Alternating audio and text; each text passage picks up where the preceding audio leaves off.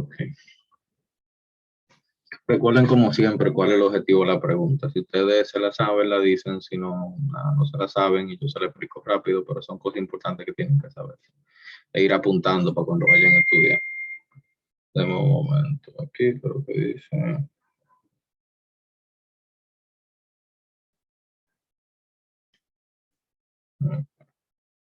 Aquí está. Bueno, ok. Entonces, nada. Esto era la diferencia entre nódulos en las cuerdas bucales y HPV. Recuerden que esto lo mencionan como lesiones digitiformes. Ambas son causas comunes de ronquera. Entonces, simplemente haciendo un repasito rápido de la cosa que viene. Entonces, estábamos hablando aquí de las esofagitis anteriormente. Ahora vamos a hablar de los diferentes problemas esofágicos. Los de motilidad, donde el problema aquí es con la parte que controla el movimiento, o sea, con los plexos. Y aquí mecánica, donde hay vainas que crecen para adentro o dentro o para afuera de la luz gastrointestinal produciendo, bueno, del esófago, ¿verdad? Algunas son para afuera, como los divertículos, a veces como una malla, aquí, esa, a veces como un anillo que la aprieta, esta, a veces son estrechamientos, como esta, y a veces son cánceres que pueden crecer y distorsionar la luz. Eso es a lo que se refiere con mecánico. Vamos a ir viendo cada una de esas. Entonces, ¿con qué parte vamos a comenzar? Con la móvil. La móvil, desde el punto de vista de estudiarla, los estudios que vamos a ver, la mayoría son los estudios que miden la cantidad de presión que se genera dentro del tracto gastrointestinal. Ustedes recordarán de fisiología. Bueno, cuando estábamos viendo al inicio histología, el tracto gastrointestinal tiene 5 capas y que 2 de esas son musculares y que entre una capa y otra tiene un plexo nervioso que controla los movimientos. Bueno, hay una capa que hace que la contracción vaya desde arriba hacia abajo y hay otra capa que hace que la contracción sea alrededor, la longitudinal y la circular. Esto es como si usted exprimiera una pata de diente, ¿verdad? Y esto es como, o sea, un tubo de crema dental. Y este es como que después de apretar a la mueve para adelante. Así que se mueve.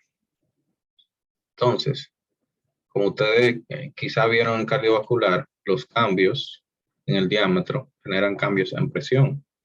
El punto es que si yo cierro esto anteriormente a esto, la presión va a estar muy elevada en esta zona.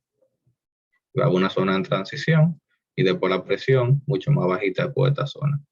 Pero es como cuando usted tiene que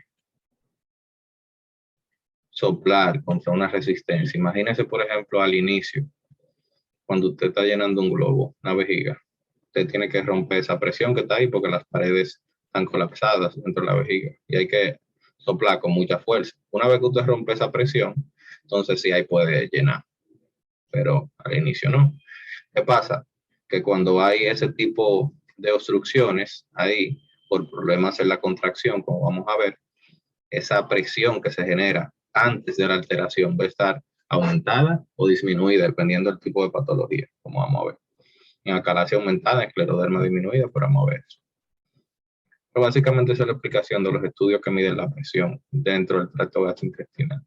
¿Por qué le estoy explicando? Porque estas 3 patologías las vamos a diferenciar, aparte de la clínica, con los reportes de cuando miden la presión dentro del esófago. Se llama barometría esofágica. Entonces, es importante que entiendan esto. Entonces, la calasia. Esta es la que más preguntan de manera general, es el tema más común. Entonces, ¿cuáles son las cosas que tienen que entender aquí?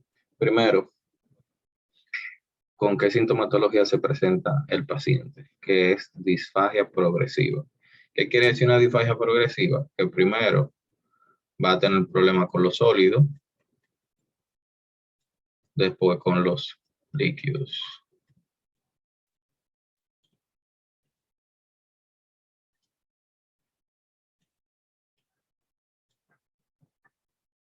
Bien. ¿Cuál es la fisiopatología? Bueno, ¿qué le va a dar eso? O sea, disfagia progresiva. Recuerden que disfagia es dificultad para tragar. Es como que se siente cuando uno se atora, que no bebe agua. Pero eso no es lo mismo que dolor. Pero disfagia progresiva. ¿Cuál es el problema aquí? Que hay un defecto en el esfínter esofágico inferior donde no hay plexo mesentérico. Entonces, no hay relajación. Está contraído completo. Esto que debería estar abierto, ¿verdad? Pues la unión del esófago con el estómago. Aquí está el cardias y aquí está el esfínter esofágico inferior. Ese esfínter no se relaja. Ese es el problema. No está el plexo mientérico. Y bueno, el plexo que tiene que ver con los músculos es el plexo mientérico. El otro es el plexo submucoso, el que controla las secreciones. Entonces, es como, es lógico cuál de los dos plexos tiene que ver con eso. Así que ahí se lo preguntan, el plexo mientérico. ¿Cuál es el error aquí desde el punto de vista de la etiología? Un defecto en la migración. Recuerden que estas células, como son un plexo, un tejido nervioso, no provienen de las mismas capas embrionarias, o sea, no proviene del mesodermo, proviene del ectodermo. Entonces, el ectodermo tiene que migrar de las capas más superficiales hacia las capas más medias y profundas para llegar a estas estructuras. Y más como el desarrollo del tracto gastrointestinal corresponde a una migración cefalocaudal, o sea, de la cabeza a los pies, de arriba abajo. En el intestino sigue ese mismo trayecto. Y hay varias patologías que su fisiopatología responde a un defecto en la migración. Una de esas patologías es la calasia y otra es Hirschsprung, donde va a haber este mismo problema, pero allá, en el colon. Bien, entonces apréndanse eso, porque la fisiopatología de ambas es un defecto en la migración. Y así como le pueden preguntar de manera específica un tema, le pueden decir qué otra patología tiene este mismo proceso patológico. Y aunque usted se sepa esto, si no se sabe Hirschsprung, pero eventualmente voy a llegar y usted va a ver que es lo mismo. Entonces, atendiendo el principio que yo le dije a ustedes, de que si cerramos ahí, la presión va a aumentar. Y es fácil, porque miren, ¿cómo yo sé que la presión aumenta? Si nosotros lo analizamos con esta fórmula, ¿verdad? Pero la versión compleja, la que tiene, cónchale, la que tiene diferencia de presión, la que tiene radio, la que tiene longitud y la que tiene viscosidad. Yo sé que esas no son las variables mismas que tiene la fórmula, pero es simplemente para que entiendan cómo afecta eso. Para que se den cuenta que desde este punto de vista sí lo analizan también. Entonces, ¿qué tenemos aquí? Que en esta zona aumentó el radio. Si lo comparamos con esta, está muchísimo más grande. Entonces, eso quiere decir que la diferencia de presión y el flujo aumentaron. Eso ahí va a tener la presión aumentada. Y del otro lado, bajita, pues no está pasando nada. Entonces, ¿por qué es importante entender que esa presión va a estar aumentada? Porque eso nos va a dar dos hallazgos. Uno, en el estudio que mide la presión con la presión elevada. Y segundo, desde el punto de vista radiológico, cuando se le hace un estudio, una placa, y se le pone un medio de contraste, que es bario. Eso en español se llama esófago varitada, en inglés bario swallow. Se lo dan, eso pinta las estructuras y tiene ese signo, que los gringos le llaman pico de ave. Yo creo que también aquí lo llaman por punta de lápiz, si mal no recuerdo, ¿verdad? Yo no sé, mira, yo te voy a ser sincero, yo nunca estudié medicina en español. Ah, bueno. Yo no sé, o sea, de que yo me la pasé en la universidad, yo nunca estudié. Y me puse a estudiar por esta vaina. Y ahí descubrí, mira, medicina, qué bacán. Pero sí, Yo creo que sí, porque yo recuerdo cuando yo di gastro, a mí me tocó una exposición de ese tema y habían varios nombres. Y el más común utilizado aquí era punta de lápiz. bueno, ¿y qué la pieza? Eso parece un machete. De eso, no sé si tú has visto que hay, bueno, en la infancia más uno se pone a inventar de que a ver, que le saque la punta más fina al lápiz y se la pone infinita y larga. Entonces era como de ahí Nada. la asociación. Ah, bueno, entiendo. Para mí yo entiendo que eso está cerrado y que por eso no pasa. Sí, pero Sí, al final es lo mismo. sí, es que no pasa, cool. Entonces, ven, no pasa. Eso es muy característico. Bien, pero es importante que aprendan como yo le llamo. Eh, Ok. así, pico de pájaro, beer pick. Por si lo ven y se ven esa expresión, hay muchas cosas que deben aprenderse a cómo le llaman, porque son palabritas clave que pueden decirle a ustedes esto. Porque muchas veces le pueden enseñar el estudio de imagen o decirle que en el estudio de imagen they see esto, a beer pick appearance in the lower esophageal sphincter. Entonces te la están describiendo. Si tú no te sabes esa expresión, ya, te jodiste. Porque hay que poner el contexto. Pero bueno, esta le pueden preguntar cualquiera de esas cosas. Principalmente la fisiopatología. Eso es lo que más preguntan. El método de diagnóstico en realidad no es tan importante porque la mayoría se diagnostica con lo mismo y que puede aumentar el riesgo de cáncer. Esas son las cosas importantes. Tratamiento no van a entrar en mucho detalle, pero el plexo no responde. ¿Qué quiere decir eso? Que no podemos bregar con relajadores ni ninguna de esas vainas. No hay plexo. Eso no va a atender a eso. Entonces, lo que sí podemos hacer es, del punto de vista médico, ponerle toxina botulínica ahí. Pero es un bobo, porque hay que ponérselo cada de 3 a 6 meses para que eso se relaje. Entonces, no una terapia definitiva. La terapia, hay otra también, que es dilatación por balón. Le ponen un balón, lo dilata. Pero eventualmente hay que dilatársela cada rato. La única definitiva es una que se llama miotomía. Ustedes saben, se llevaron todo eso de ahí y lo dejaron dilatado. Daril, pero entonces no va a haber esfínter. Exacto, ese es el problema. Que como complicación de esa cirugía ocurre el flujo gastroesofágico y todas las patologías que se desarrollan de ahí. ¿Entendieron? Sí. Ok. Entonces, cuando estamos viendo reflujo gastroesofágico, recuerden que el tratamiento de acalasia definitivo, que es la miotomía, quitar el músculo ahí, crea reflujo gastroesofágico. También recuerden que el reflujo gastroesofágico es una de las causas de esofagitis. Bien, si no bebe pastillas, si no tiene deprimido, si no tiene asma o es atópico, si no bebió vaina para suicidarse o si no tiene ninguna de estas dos cosas. Esto. Y esto es más común que todo eso ligado. Principalmente la población gringa, porque ustedes van a ver cuáles son los factores asociados a enfermedades de reflujo gastroesofágico. Pueden suponer que obesidad, ¿verdad? Entonces, ¿cuál era el problema aquí? O sea, que el problema aquí era que no se relajaba en acalasia. A, el prefijo A significa sin, así se ubican, para que no la confundan. Bien, no se relaja. Y el problema es que no se contrae. Entonces, desde el punto de vista del estudio, no va a haber una estrechez, no va a haber aumento de presión ahí abajo, nunca. Eso va a seguir de largo. Por lo tanto, la presión, comparado con los otros, va a estar disminuida, la presión. La vamos a ver ahora en el gráfico. Cosas que tienen que saber.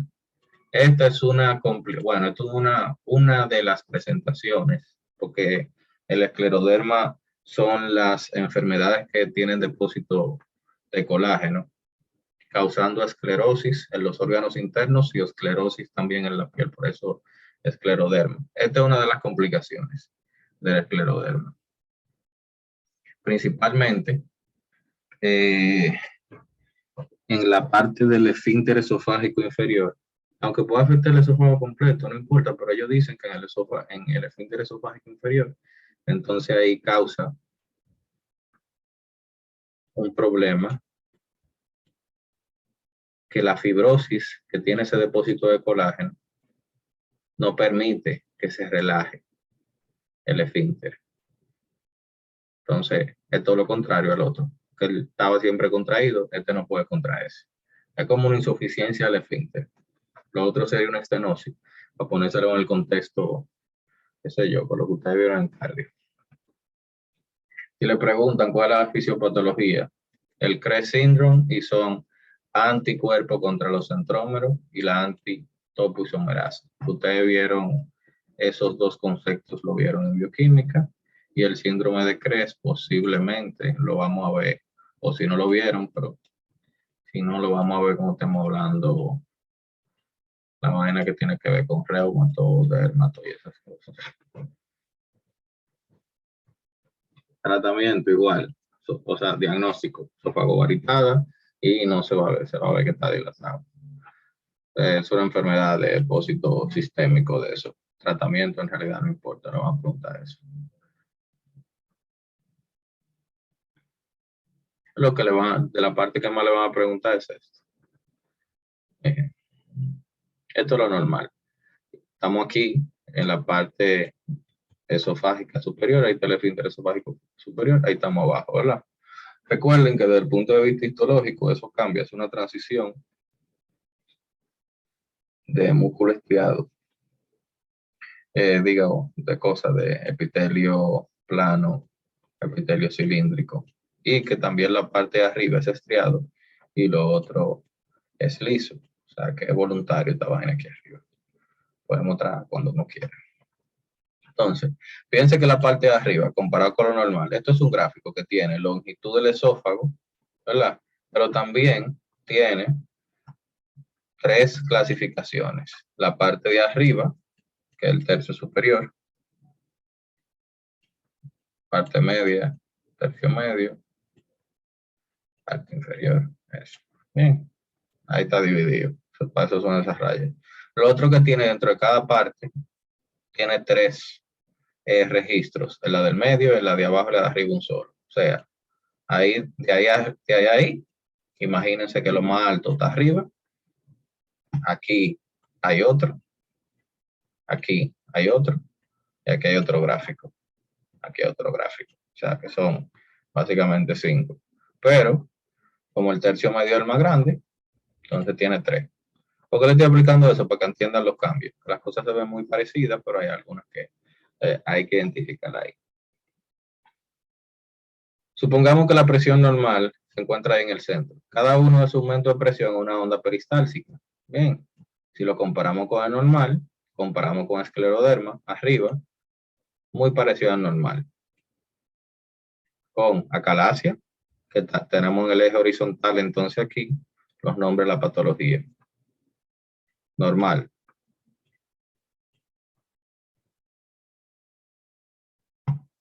Escleroderma, acalasia, espasmo difuso esofágico. Ok. Están normales toditas. Normal, normal, normal. Entonces seguimos con las otras. En el tercio, en la parte superior de eso. Normal, normal, normal, normal todita. Ya en la parte media del tercio medio, comenzamos a ver diferencias. Miren aquí. O sea, que lo importante que hemos estudiado en toda esa patología no es el esófago superior, es del medio para abajo. ¿Se fijan? De eso de arriba no olvidamos. Fíjense en el escleroderma. ¿Cómo está la onda peristáltica? Está disminuida en comparación con lo normal. En la calasia está un chin aumentada, pero fíjense cómo está el espasmo difuso esofágico. ¿Se acuerdan en la clase pasada que mencioné espasmo difuso esofágico? Que le dije que era una patología gastrointestinal que se presentaba con sintomatología que simulaba sintomatología cardiovascular, porque daba un dolor parecido al de una angina. Entonces, como el nombre lo dice, un espasmo. Oh, pero mira qué interesante. Oh, tengo que pagar esto. Como era una patología que no se contraía, entonces está más bajito. En la calasia, bueno, no está más bajito, pero no tanto. Pero el espasmo difuso esofágico, como el nombre lo dice, son espasmos que ocurren de manera difusa. Ahí, eso hay un espasmo que está de manera difusa porque tiene otro arriba del otro. uno después sin relajarse bien. Sin embargo, aquí, fíjense que sube y baja y se relaja. Entonces ya ahí vemos la diferencia entre esto. Tenemos una que está muy bajita, una que está bajita y no está normal, y esta que está aumentada, que tiene varios.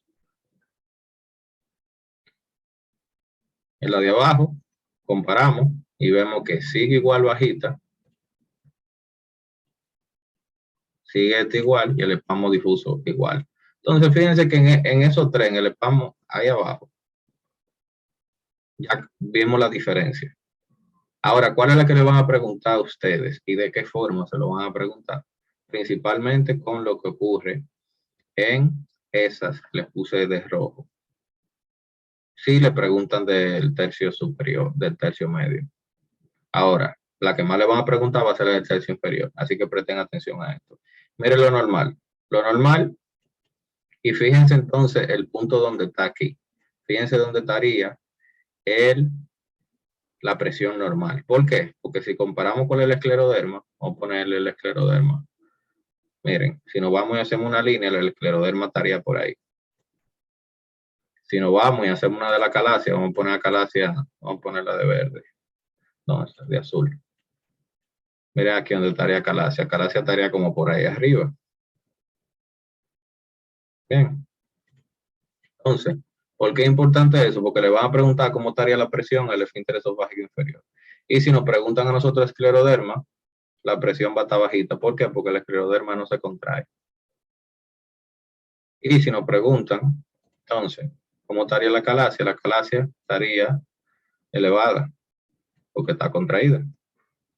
Y en el espasmo difuso esofágico, fíjense que baja entera, pero la presión media se mantiene normal.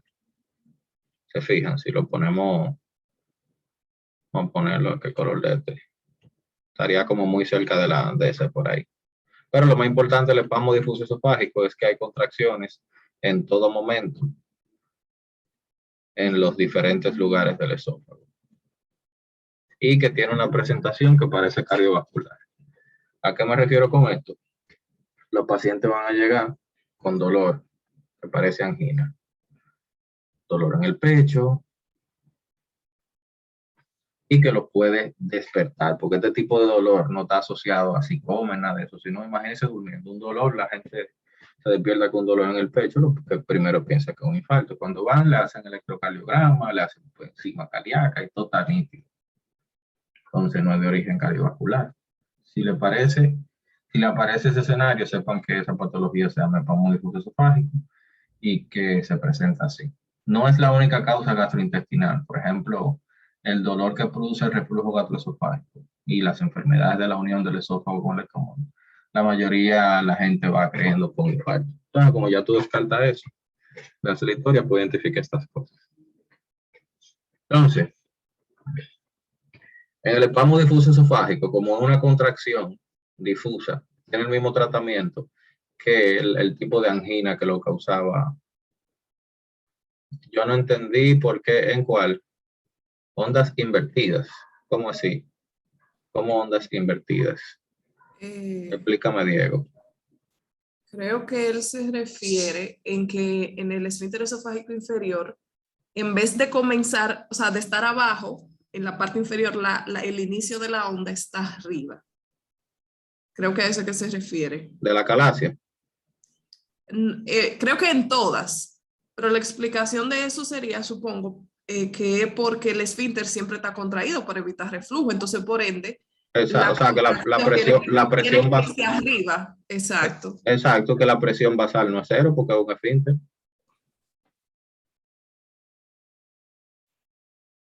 La presión basal, vamos a suponer que ahí es 40 ahí abajo. Eso está en los libros de fisiología en realidad, pero eso no es importante sabérselo para usted. Pero sí, las otras no, porque no tienen un esfínter. Aquí hay que encontrar resistencia. Sí, era eso que estaba preguntando. Diego. Ah, cool. Es por eso. Entonces, le preguntaba yo a ustedes, a ver si recuerdan, ¿cuál patología cardiovascular está causada por un espasmo vascular random? Takotsubo. No. Takotsubo no es random, Takotsubo tiene un componente emocional. O te chocaron, o se te murió el perro, o tu pareja de toda la vida, una vaina así. Takotsubo lo que tiene una sobrecarga adrenérgica por eso, por el evento emocional, y eso estimula sobremanera los receptores beta 1 y aumenta la fuerza de contracción. O sea, es básicamente como si le hicieran una prueba de esfuerzo, pero química, su glándula suprarrenal. Eso es Takotsubo. ¿Se acuerdan de la angina Prismetal?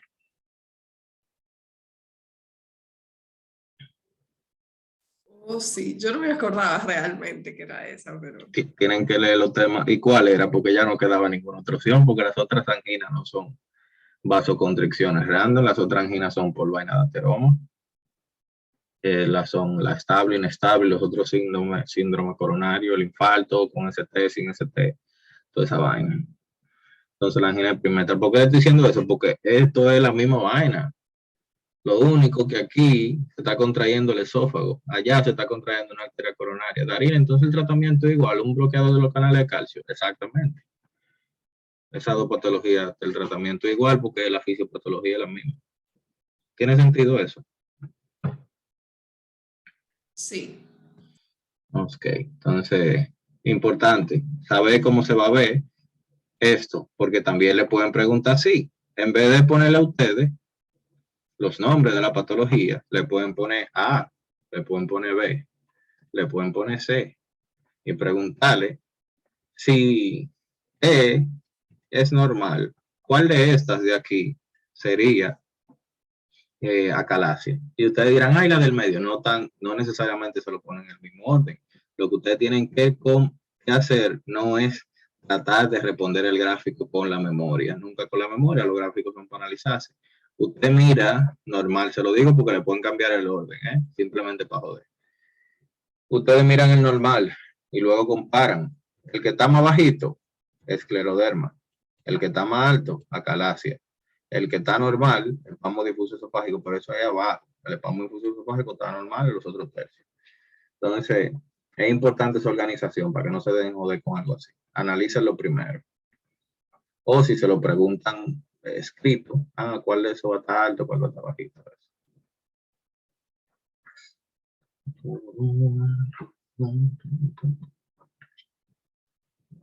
Esas son las formas en que pueden preguntarle eso.